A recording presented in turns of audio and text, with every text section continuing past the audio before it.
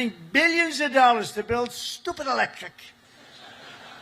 And the problem, when it breaks, you have to send up to MIT, get the most brilliant people in the world, fly them out. It's ridiculous. The steam, they said they can fix it with a hammer and a blowtorch. 2026年8月13号，健美圈传来噩耗，特朗普下令后续福特级航母弃用电磁弹射，换回老式蒸汽弹射。别急着打问号，紧接着美媒呢又补充了一则更为惊悚的消息：海军正在评估重新修改航母设计，将舰岛迁移到中部，以便接近二战風格，從而更好的符合特朗普審美啊！大家好，我是賀表區 UP 主星辰。哎呀，川普真是追着喂飯吶！我這號愣是快被他催成了軍事區，特大統領求你了，再幹8年吧！繼去年的超級大強特朗普級戰力艦後，董王又在中東拉了一坨，把林肯號搞崩。現在這位神人設計師甚至開始微操重回二戰航母，這他媽是把五角大樓當舊貨市場了是吧？媽的，人家蔣校長好歹被調侃微操機槍陣地左移，董王你知道真要讓艦島強行遷移有多蠢嗎？最後一看，他上任還沒2年半。好，今天咱們一起盤一盤天兵的神人新聞，還在滑了視頻的觀眾準備開飯。咱們先聊赫赫有名的改電為徵。幾個月前呢，川普喊話改回蒸汽彈射時，大家都認為他口嗨，沒想到啊，13號特朗普正式簽署了一份標題為重建美國海軍和造船工業基礎的備忘錄。內容先不談啊，我點開白宮官網自動蹦出條，歡迎來到黃金年代，這差點沒蹦住。說回正題啊，備忘錄主要有3條，堪稱五毒俱全，令人驚嘆。1. 福特級航母重新改回蒸汽彈射，川皇親自點名要蒸汽彈射，這就是成語御駕親征的來源。2. 打破祖宗之法，自1968年以來，首次允許盟國在海外建造2艘軍艦，幫助美軍快速補上缺口，其餘等美國造船廠振興後在本土建造。怎麼振呢？3. 下令建造第5座國營造船廠，而上一次海軍建船廠啊，還要追溯到80多年前。拋開從福特號搗鼓電磁彈射至今折騰了快20年，被董王一紙命令重開不談。你別說，這次還真不屬於特式思維的夢到哪兒說到哪兒，因為老頭啊，早在2016年總統出道時呢，就公開反對電磁彈射，現在終於幹成了。阿珍，你來真的啊？8旬老頭為了夢想隱忍負重10年，末期老年窮，他真的我哭死。這次董王啊，還充分考慮到了前3艘中最先的企業號都開工9年的事實，所以準備啊從第4艘米勒號開改。小提一嘴啊，米勒號是21年切首塊鋼板，預計今年1月鋪龍骨，但至今沒動。對，你沒聽錯，5年沒鋪龍骨，這活印度國產航母只花4年。現在問題來了，如果董王真要硬改，他能得償所願嗎？屏幕前的各位國會老爺，請聽我慢慢分析。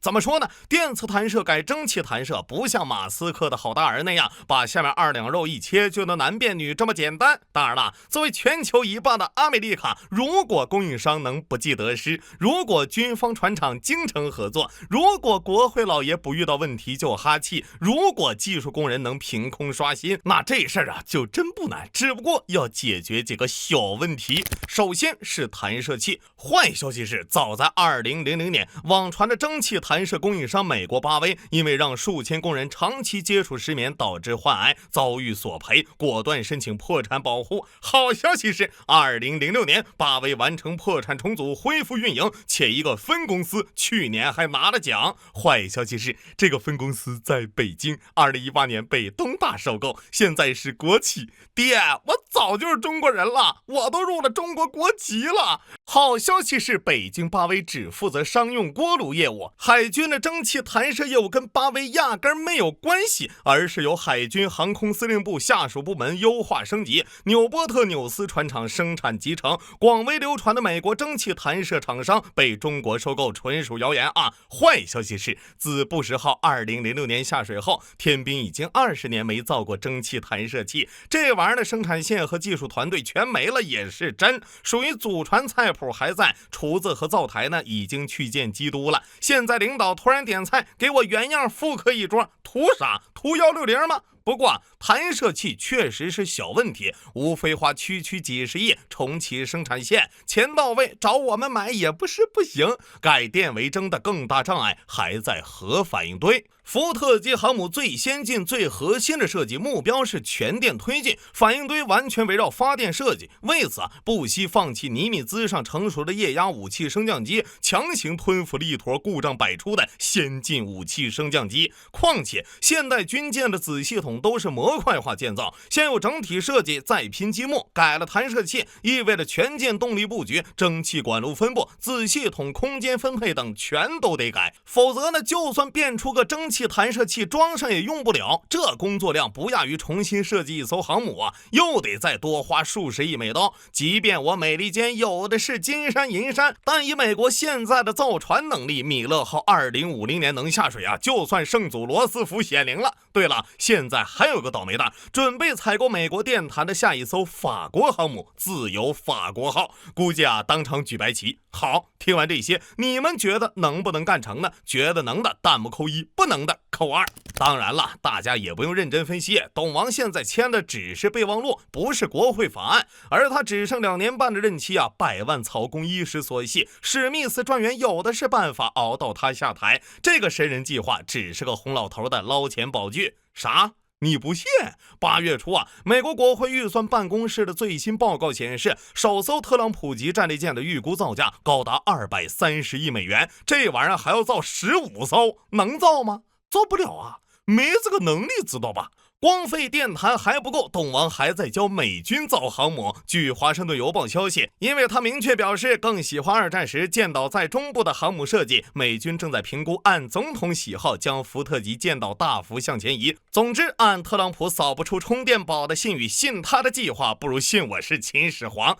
就在我還在糾結董王這麼折騰航母圖啥時，20號 CNN 傳來捷報，海軍正考慮將米勒號航母改名，可能改為特朗普號，且內部文件已經停止稱該艦為米勒號，而是以舷號代替。而國防部發言人呢對此回應是目前無可奉告。得，這一下破案了。更難崩的是備忘錄裡的其他2條啊，軍艦外包給盟友。在國會老爺看來，白花花銀子便宜外國人，造孽呀！深感禮崩樂壞的參眾兩院，不管民主黨還是共和黨，果斷聯合起來給法律打補丁。早在6月就要在2027財年國防法案中立法禁止總統以國家安全利益採購盟國軍艦的豁免權，這一下真就敵在國會山了呀！至於在美國本土新建船廠也不是不行啊，但這牽扯到工業能力。給大家看一下前幾期聊的通用耗時4年花了5億刀投資的炮彈廠造出來的樣品吧。最近陸軍啊已經棄療了，剛把155榴彈炮合同外包給韓國韓華集團建造。我覺得最後大概率是電磁彈射史密斯專員已經撈了一筆，改蒸汽彈射佩洛西專員再撈一筆，等改不了了再往回改，布什專員再撈一筆，然後快進到都是奇技淫巧，不如滑躍起飛，海軍什麼都不用做，光寫 PPT 拿撥款就行，一箭3贏啊！董王估計也只能抱怨一句：改電為徵，上立國家下令你們，這天大的好事怎麼就推行不下去呢？我有一計，請川皇靜聽，為我美利堅100年計，建議學德國綠黨，勒令電磁彈射公司原地破產，圖紙焚了，人員斬殺，徹底堵死重走錯誤路的可能。他這個人就好比當年的三毛、哪吒、金剛、葫蘆娃。為什麼都是小孩呢？大人誰能幹出這事兒來？雖然川普微操導彈，專員分攤預算，美國工業破爛，產線維持災難，海軍航母混亂，陸軍缺槍手彈，好在軍隊士氣更讓人捉急呀。這就不得不提最近鬧得沸沸揚揚的林肯號事件了。先簡單回顧下，林肯號於今年1月被調往中東參加史詩狂怒行動，等到8月初啊，星條旗報報道的林肯號家屬控訴指責艦上補給嚴重不足的新聞衝上熱搜。緊接着 BBC、CNN、路透社等各路媒體跟進開團，在頭版刊登林肯號水兵及家屬給媒體的猛料，包括一頓午飯只有半碗飯加2張玉米餅，運抵航母的蔬果腐爛，肥皂、牙膏等衛生用品耗盡，淋浴間發霉，洗衣設備損壞，馬桶故障無法使用，郵件系統中斷，艦上小賣部要排隊數小時，經常還缺貨等等，填補了海上沒有集中營的空白。這集我看過啊，福特號洗衣房着火前的問題現實返場了。隨後還爆出林肯號船員普遍存在心理健康問題，多名水兵精神崩潰，試圖跳海自殺。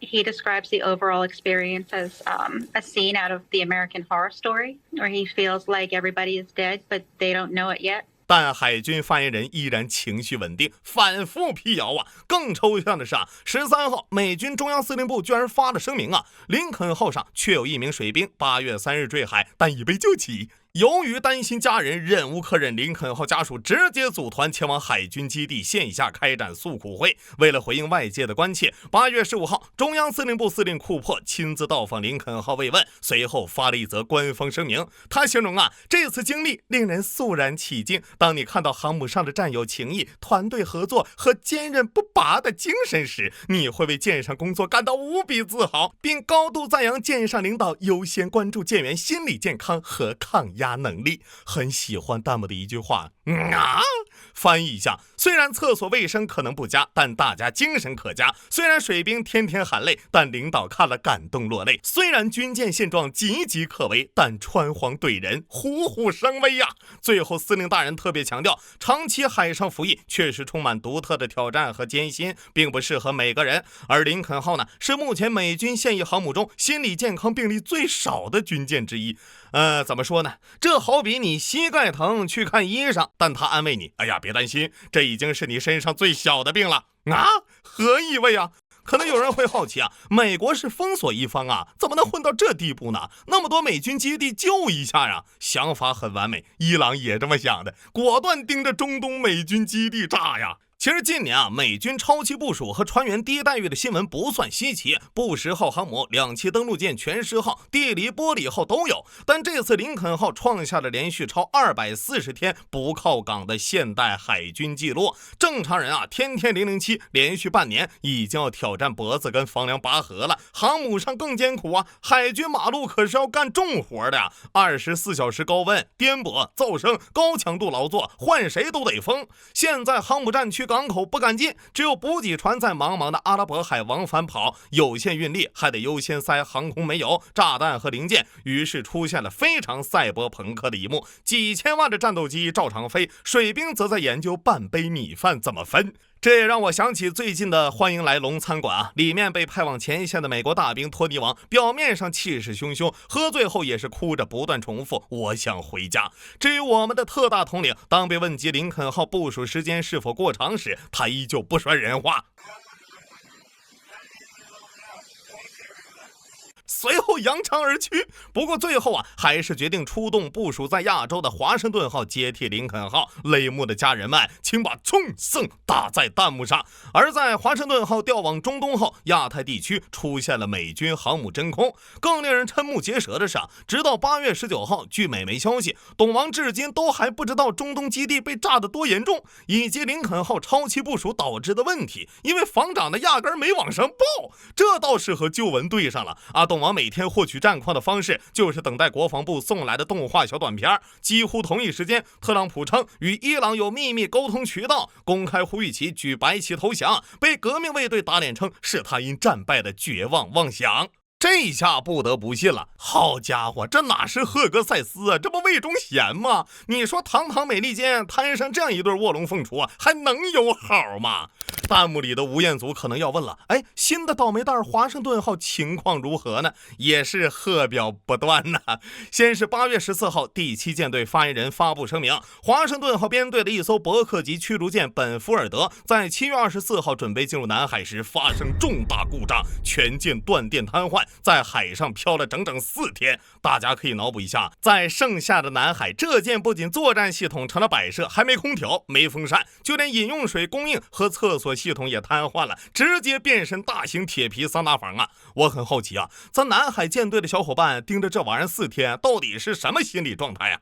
直到7月28日，美軍才找來一艘拖船，將其拖進菲律賓搶修。8月7號，維修完畢後，不再跟隨華盛頓號前往中東，而是返回橫須賀港，準備回本土大修，表達了水兵們的思鄉之情。為了呼應這起軍艦癱瘓事件，看熱鬧不怕事兒大的各種媒體啊，還特意展示了這艘老舊伯克的外觀。視頻中，大面積漆面脫落，鏽蝕，鋼板裸露，很難想象一艘主力戰艦破成這個樣子還能打仗。今年4月，同樣是伯克級的希金斯號驅逐艦部署印太期間呢，也被爆出供電系統出現技術性故障，當時電力與推进系統癱瘓了數個小時啊！這還沒完呢，16號，美國調查記者塞斯又曝光了華盛頓號環境，依舊是船員自己拍攝的照片，依舊堵上的馬桶，甚至出海還沒幾天，猪屎已經開始上了，還有各種惡劣環境照，可以說相當下飯吶。要知道華盛頓號剛大修完，花了28億美元，耗時近6年，2017年进场，2023年才出来。按理说這屬於航母界的精裝交付，結果就這，廁所堵了，淋浴間長黴。哎呀，能在这種環境生存，這一下我相信美利坚天兵真有鋼鐵的意志了。所以說抓內務真有用啊，內務不行真的會影響戰鬥力呀。對於水兵的抱怨，海軍還沒回應，倒是華盛頓號官方賬號開始曬艦上伙食，稱航母上啊有各種各樣的食物，還有咖啡和各種小飲料，物資很充足。現在投個幣買定離手，華盛頓多久會出事故？A. 到達前， B. 接替3個月內， C. 不會出事故。此處我有一聯，上聯電壇改蒸汽100餘億，個個都記；下聯軍艦成牢房，9個多月夜夜破防。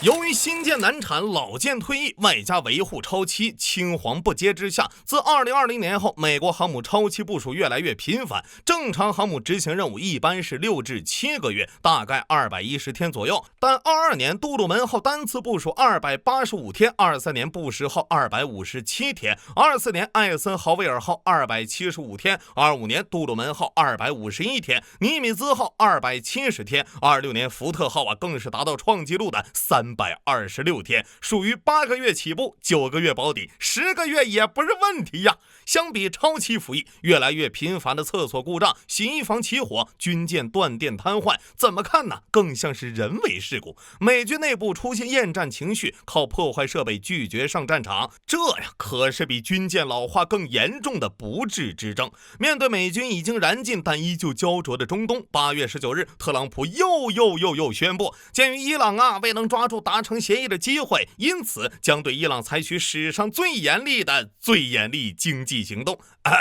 仗打不贏等於0，單靠金融制裁試圖壓垮被制裁了幾十年的伊朗，屬實是沒活硬整了啊！好嘞，本期就到這裡，都看到結尾了，免費3連關注催更一波，點讚越多更新越快啊！我是星辰，下期再見。